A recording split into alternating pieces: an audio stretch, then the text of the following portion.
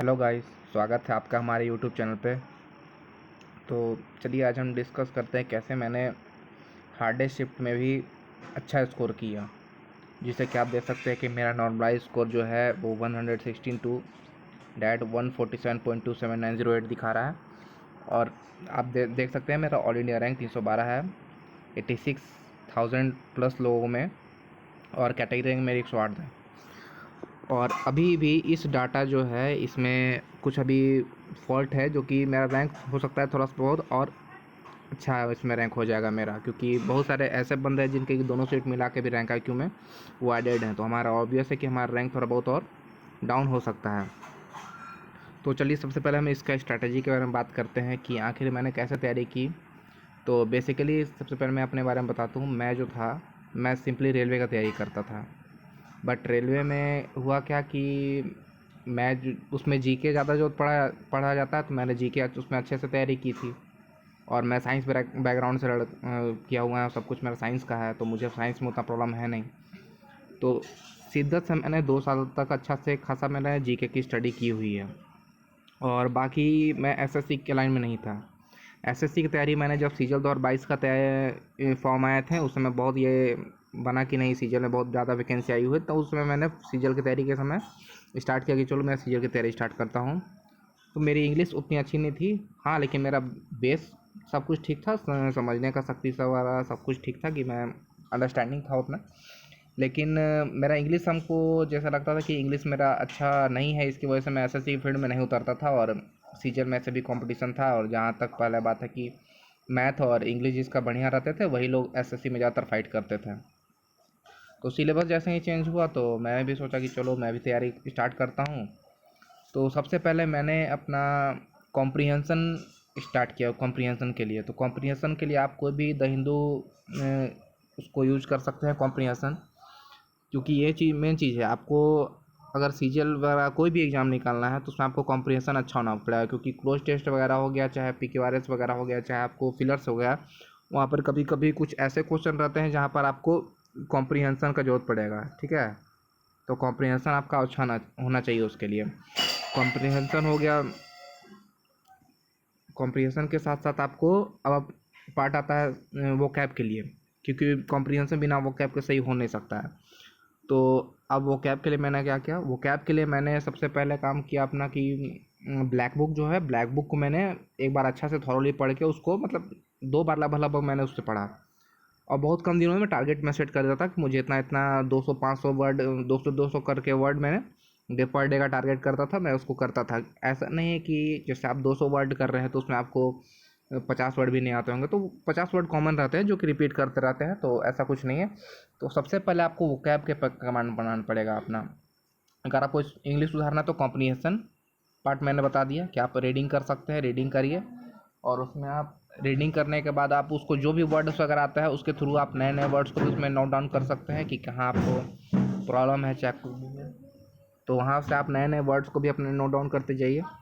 और वो black book की जो बुक है उससे आप वो कैब को तैयारी कीजिए बढ़िया, और उसको बार बार रिवाइज करते रहिए, क्योंकि बिना रिवीजन के आपको वो वर्ड्स कन्फ्यूजिंग लगेंगे कि हाँ, ऐसा लगेगा कि हाँ मैंने पढ़ा था, लेकिन आपको वो ध्यान रहेगा नहीं, कि कन्फ्यूजन हमेशा बन रहेगा। तो रिवीजन बहुत ज़रूरी है उसके लिए। और नेक्स्ट पार्ट हो गया आपका ये ग्रामर के लिए, ठीक है। तो ग्रामर के लिए जहाँ तक मैंने जिसको प्रीफर किया था वो रानी मैम थी, ठीक है।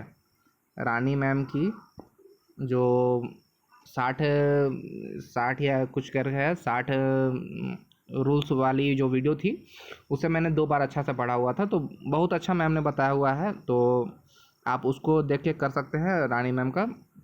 वो वीडियो बहुत अच्छा है, मतलब कि लगभग जितना भी कॉम्पिटिटिव एग्जाम्स में आपके जो क्वेश्चन पूछे आते हैं वो आपके वहीं से बन के आते हैं। तो वो बहुत अच्छा था, एक तरह से अप्रॉक्स आप उतना नॉर्मली कर लेंगे तो आप हो जाएगा, उसमें कोई वैसा प्रॉब्लम नहीं है। तो ये हो गया इंग्लिश के लिए आपको। तो इंग्लिश में आपको कॉम्प्रिहेंशन, ग्रामर और वोकैब, ये 3 पे आपको कमांड बनाना पड़ेगा। इसके बिना आपका इंग्लिश में नहीं होगा। हाँ, और आप प्रैक्टिस जो सबसे ज़्यादा कीजिए, या टेक्स्ट बुक से लगाइए, प्रीवियस ईयर के जितने भी क्वेश्चन हैं आपको वो पूरे करके रखने हैं। मैंने बहुत लगभग 8 से 10 घंटा का डेली का स्टडी में अपना रूटीन था, उसको मैंने फॉलो किया हुआ है, तो आपको भी वो फॉलो करना पड़ेगा।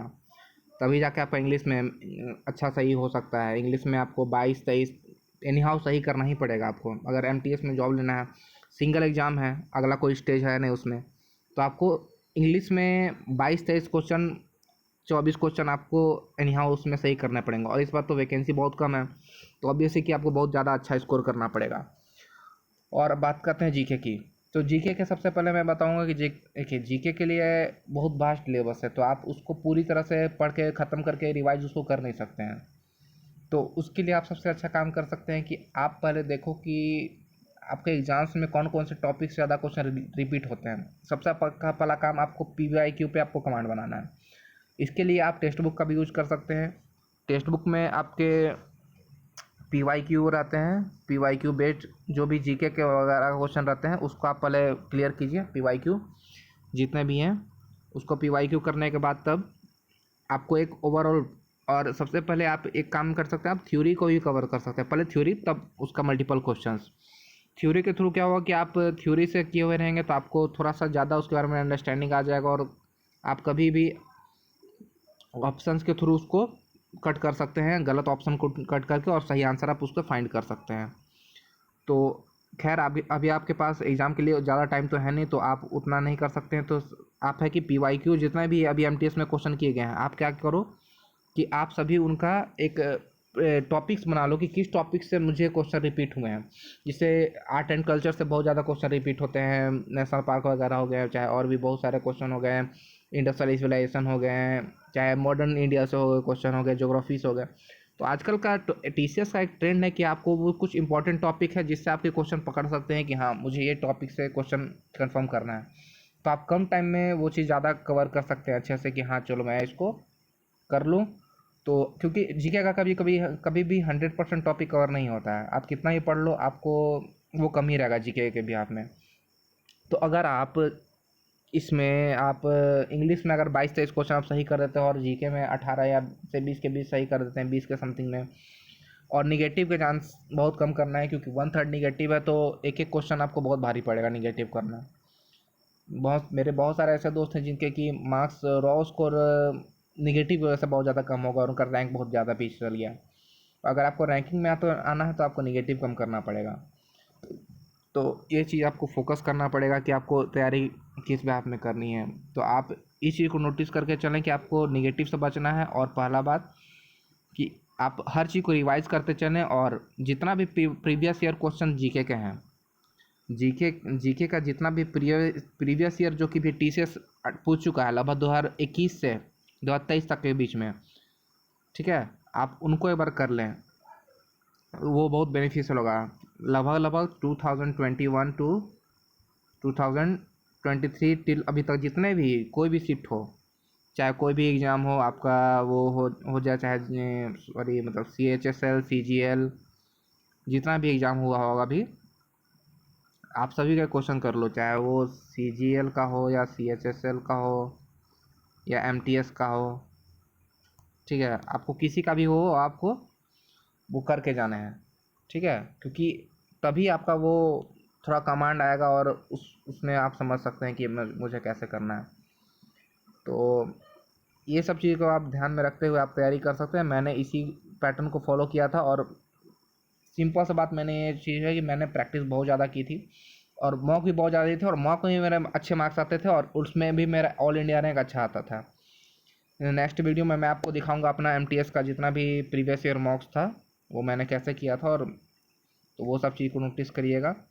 और जहाँ तक हो तो आप PYQ पर पूरा कमांड कीजिए। जीके के लिए पहले आप फिर PYQ के थ्रू आप अपना टॉपिक कवर कीजिए। टॉपिक कवर करने के बाद तब आप फिर मॉक में उतरिए, और मॉक में आप देखिए जहाँ पर आप लाइक कर रहे हैं अप्रॉक्स रियल एग्जाम में भी आप वहीं पर लाइक करेंगे, ठीक है। तो आई होप कि आपको मेरा वीडियो पसंद आया होगा, और अभी भी कोई डाउट होगा तो आप प्लीज़ कमेंट करिएगा, ठीक है। और तब तक के लिए चलिए, और वीडियो अच्छा लगे तो लाइक शेयर सब्सक्राइब कीजिएगा, और अपने फ्रेंड्स के साथ भी शेयर कीजिएगा। चलिए, thank you and love you all, have a nice day.